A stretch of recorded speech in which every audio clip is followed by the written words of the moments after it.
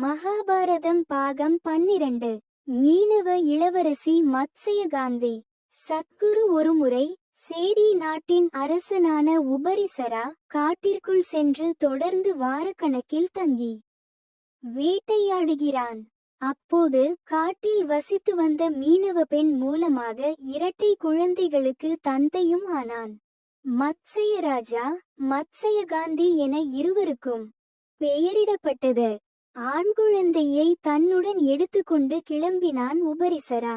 மீனவ மக்களிடமே வளர்ந்த பெண் குழந்தையை மத்ஸ்யகாந்தி என்று மக்கள் அழைக்க துவங்கினர். இந்த பெயருக்கு மீன்வாசம் என பொருள். பேரறிவும் ஞானமும் நிறைந்த மாமனிதராக திகழ்ந்த பராசரரின் மீது இயல்பாகவே மத்ஸ்யகாந்தி ஈர்க்கப்பட்டாள்.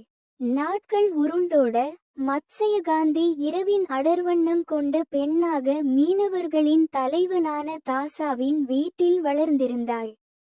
ஒரு சமயம் அறிவாற்றலில் சிறந்தவராகவும் தன்னை உணர்ந்திருந்தவருமான பராசரரின் ஆசிரமம் தாக்குதலுக்கு உள்ளானது.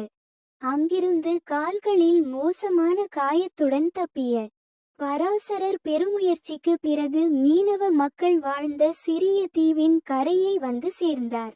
அவரது நிலையை பார்த்த மீனவ மக்கள் அவரை தங்கள் இருப்பிடத்திற்கு அழைத்துச் சென்று மத்ஸ்யகாந்தியின் மேற்பார்வையில் கவனித்துக் கொள்ள துவங்கினர்.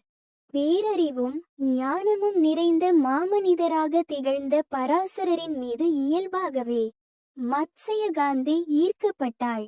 தன்னுடன் பிறந்த சகோதரன் அரண்மனையிலும் தான் இங்கே மீனவகுப்பத்திலும் வாழ்கிறோமே என எப்போதும் தனக்குள்ளேயே போராடி கொண்டிருந்த மத்ஸ்யகாந்தி இந்த முனிவருடன் இணைந்திருப்பதன் மூலம் தனக்கும் ஏதாவது நல்லது நடக்கும் என நினைத்தாள்.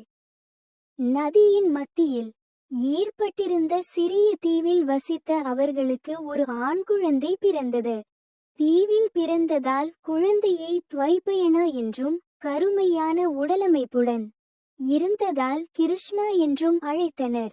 கிருஷ்ண துவைபயனா என மக்களால் அன்று அழைக்கப்பட்டவர் பிற்காலத்தில் வேதங்களை தொகுத்ததால் வேத வியாசர் என அழைக்கப்படலானார்.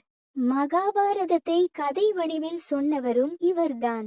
குழந்தையாக இருந்த கிருஷ்ண துவைபயனாவை தன்னுடன் அழைத்து கொண்டு பராசரர் கிளம்பினார்.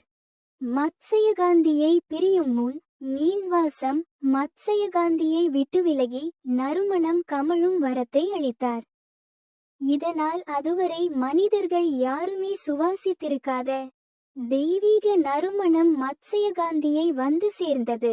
இந்த உலகிலேயே இல்லாத ஒரு மலரின் நறுமணம் கொண்டவளாக மாறினாள் மத்ஸ்யகாந்தி. இந்த சிறப்பு வாய்ந்த நறுமணத்தால் உண்மையின் நறுமணம் சத்யவதி என மக்கள் அழைக்க துவங்கினர். இது அவர் பால் அனைவரையும் ஈர்த்தது. சத்யவதியை மணமுடிக்க கெஞ்சும் சாந்தனு. ஒரு நாள் சத்யவதியை பார்த்த சாந்தனு காதலில் விழுகிறான். சத்யவதியின் தந்தையை சந்தித்து தனக்கு திருமணம் செய்து வைக்க கேட்கிறான். மீனவர்களின் தலைவனாக தன்னளவில் ஒரு சிற்றரசனாக தாசா இருந்தாலும் சக்கரவர்த்தியான சாந்தனு தனது வளர்ப்பு மகளை மணமுடிக்க கெஞ்சுவதை கவனித்த தாசா இதை சாதகமாக பயன்படுத்திக் கொள்ள நினைக்கிறான். நான் என் மகளை உங்களுக்கு திருமணம் செய்து வைக்க வேண்டுமானால் நீங்கள் அவளது குழந்தைகளை குரு வம்சத்தின் வாரிசாக முடிசூட்ட வேண்டும் என்று நிபந்தனை விதிக்கிறான். இதற்கு வாய்ப்பு இல்லை. நான் ஏற்கனவே என் மகனுக்கு பட்டமளித்து விட்டேன்.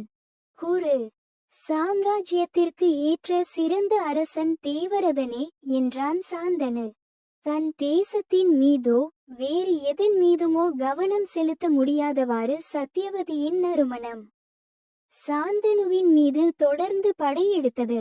மீள முடியா காதலில் விழுந்துவிட்ட அரசனின் நிலையை ஏற்கனவே கவனித்துவிட்ட மீனவன் தந்திரமாக, அப்படியானால் நீ என் மகளை மறந்துவிட வேண்டியதுதான் என்றான். தாசாவிடம் சாந்தனுவின் கெஞ்சல் அதிகரித்தது. சாந்தனுவின் கெஞ்சல் அதிகரிக்க அதிகரிக்க தன் வலையில் சாந்தனு நன்றாக சிக்கிக்கொண்டதை உணர்கிறான் தாசா. தானாகவே வந்து சிக்கிக்கொண்ட பெருத்த மீன் வெளியேற முடியாதவாறு வலையை இறுக்கத் துவங்கினான். இனி நீதான் முடிவு செய்ய வேண்டும். என் மகள் உன் மனைவியாக வேண்டுமானால் அவளது வாரிசுகள் நாடாள வேண்டும். உன்னால் இது முடியாவிட்டால் திரும்பிச் சென்று உன் அரண்மனையில் சந்தோஷமாக இருந்து கொள் என்றான். தொடர்ச்சியை அடுத்த காணொளியில் காணலாம்.